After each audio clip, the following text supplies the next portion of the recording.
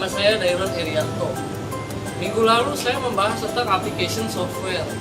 Nah, hari ini saya akan membahas tentang dampak negatif dari penggunaan komputer. Bisa kita ketahui ya, dampak negatif dari penggunaan komputer itu yang paling sering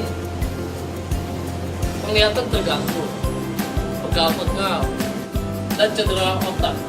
Nah, bukan hanya untuk di bagian otak dan mata saja. Ternyata penggunaan komputer dapat berdampak pada leher, punggung, dan juga kaki. Anda mesti bisa mengatur bagaimana posisi yang tepat. Terutama jika menggunakan komputer, tidak boleh duduk dengan kaki bersila. Kemudian tidak boleh membungkuk. Ketika Anda membungkuk, leher Anda akan bengkok dan postur tubuh Anda akan tidak baik. Nah, saya punya saran nih, cara untuk meminimalisir penyakit-penyakit tersebut. Yang pertama, jika menggunakan komputer di tempat yang sempit, usahakan pindahkan ke tempat yang luas. Dan setiap istirahat 15 menit cukup untuk satu hari Anda bekerja. Yang paling penting, mengatur cahaya komputer sesuai dengan ruangan. Apakah Anda tahu mengenai computer addiction? Computer addiction itu adalah seseorang yang sudah kecanduan untuk menggunakan komputer sehingga dia mengabaikan kehidupan sosial. Nah, ciri-ciri terkena penyakit computer addiction ini, dia akan sangat senang ketika menggunakan komputer. Dia hubungannya akan terganggu, kekeluargaannya, pertemanannya, kemudian dalam sekolah dan pekerjaannya akan konsentrasinya akan terganggu juga. Computer addiction ini biasanya terkena pada anak-anak atau remaja-remaja yang menyukai game online. Mereka akan tidak senang dan gelisah ketika tidak menyentuh komputer. Makanya harus hati-hati. Sekarang saya akan masuk ke Ethics and Society komputer. Apa itu etika dari komputer itu apa? Saya akan jelaskan di sini. Etika komputer itu adalah sebuah panduan moral untuk bagaimana kita dapat menggunakan komputer dan teknologi informasi dengan tepat. Dan ingat, internet itu informasinya tidak selalu benar. Anda harus hati-hati dalam memilah-memilah. Kemudian ada lagi yang disebut dengan IT Code of Conduct. Apa itu?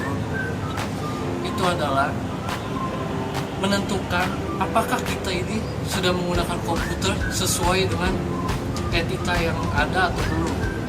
Ciri-ciri yang sudah sesuai adalah ketika kita menggunakan komputer, tidak boleh menggunakannya untuk mencuri data, tidak boleh untuk memberikan kesaksian palsu, dan bagi karyawan yang bekerja di perusahaan, mereka tidak boleh melihat data rahasia perusahaan.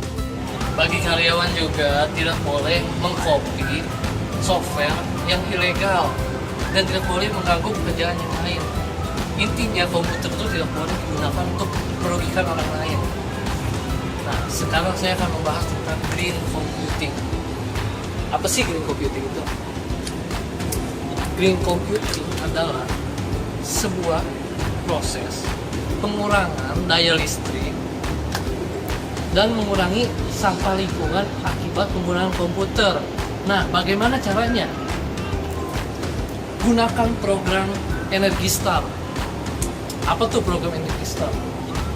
Program ini membuat penggunaan dan daya listrik menjadi berkurang. Ini patut bagi mereka yang mau melakukan green computing pakai aplikasi ini. Dan yang kedua, belilah LCD monitor, jangan yang CRT monitor. Yang ketiga adalah jika kalian masih mempunyai komputer atau printer atau yang lainnya yang bekas dulu tapi memang masih bisa digunakan, sebaiknya gunakan saja, atau tidak sumbangkan ke orang-orang yang lebih membutuhkan. Kemudian, jika komputer itu sudah tidak digunakan, sebaiknya dimatikan. Nah, ini yang suka download game nih. Jika kalian sudah ngantuk saat malam hari, jangan dibiarkan komputer itu terus menyala. Lebih baik matikan dan besok dilanjutkan untuk mendownload. Ini akan merugikan sekalian. Bagi para manajer, ya, jika sedang meeting lebih baik menggunakan video conferencing atau VoIP. Video conferencing itu seperti Skype. Kalau VoIP itu voice over protocol. Jadi ini adalah proses yang memungkinkan komunikasi jarak jauh dengan menggunakan media internet. Oke, tadi saya akan membahas tentang information privacy. Apa sih pengertian dari information privacy?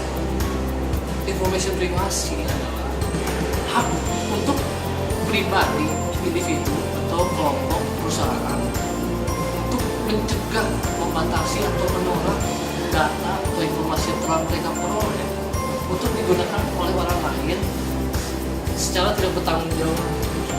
Nah, fungsinya untuk apa? Ya untuk menjaga agar data informasi yang mereka peroleh tetap sama. Nah, bagaimana caranya? Jangan pernah sekali-sekali chat atau spam dengan sembarang orang, apalagi namanya spam. Spam itu adalah Anda mengirim pesan dalam waktu yang singkat dengan jumlah yang relatif banyak. Kemudian jika Anda mengisi formulir, sebaiknya isi formulir penting-penting saja. Yang ketiga, install personal firewall. Dan yang terakhir, install cookie manager untuk melakukan filter cookie. Nah, itu sekian metode yang dapat saya kasih hari ini. Mudah-mudahan informasi yang saya berikan akan berguna untuk kalian. Terima kasih.